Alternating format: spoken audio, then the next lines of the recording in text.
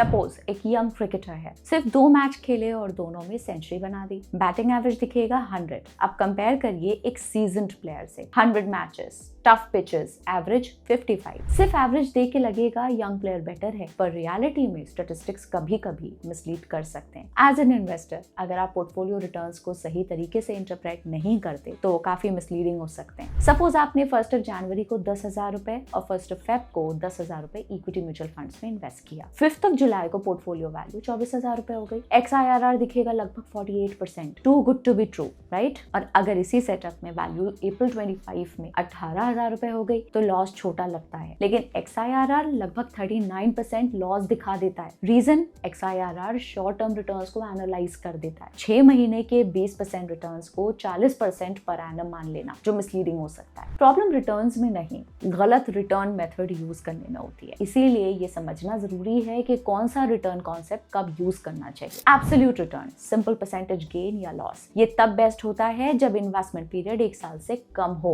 इसमें time factor consider नहीं होता। CAGR, compounded annual growth rate, lump sum investments के लिए यूज होता है जब होल्डिंग पीरियड 1 साल से ज्यादा हो। एवरेज एनुअल ग्रोथ रेट दिखाता है ये। XIRR, जब मल्टीपल कैश इनफ्लोज और आउटफ्लोज होते हैं तब ये यूज होता है। SIPs और स्टैगर्ड इन्वेस्टमेंट्स के लिए आइडियल होता है जब इन्वेस्टमेंट पीरियड 1 साल से ज्यादा हो। रियल पोर्टफोलियो परफॉर्मेंस इवैल्यूएट करने का यही सही मेथड है। इसलिए शॉर्ट टर्म पोर्टफोलियो परफॉर्मेंस देखते वक्त SIRR से कैरिड अवे मत हो जाइएगा। ये सिर्फ एक मेट्रिक है और शॉर्ट टर्म में ये मिसलीडिंग सिग्नल्स दे सकता है। इसलिए परफॉर्मेंस को हमेशा सही कॉन्टेक्स्ट और टाइम होराइजन में इवैल्यूएट कीजिए, ना कि सिर्फ शॉर्ट टर्म नंबर्स पे रिएक्ट करके। आप कौन सा मेट्रिक चेक करते हैं?